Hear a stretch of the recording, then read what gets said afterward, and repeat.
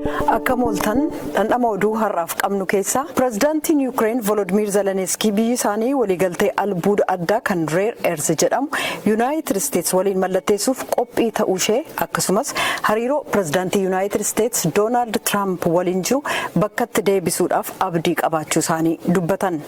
Tiraamp Zeleniskiidhaan kan galata hin qabneedha jechuudhaan innaa marii isaanii jimaata darbee dubbatanii turan.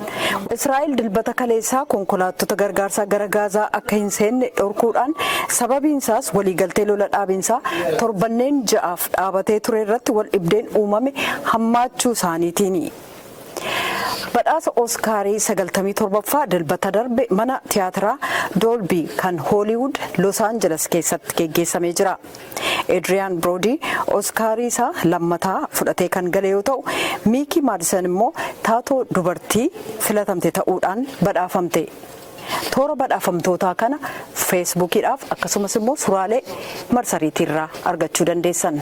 Galmee seenaa keessaa immoo bara 1931 bitootessa 3 Prezidaant Herbert Hoover seera faaruu The Star Spangled Banner jedhu faaruu biyyoolessaa Yunaayitid Isteetis taasisuun mallatteessan. Kanneeniif kabiroodhaaf sagantaa keenya idilee keessatti deebina an Tuujubee Horaati.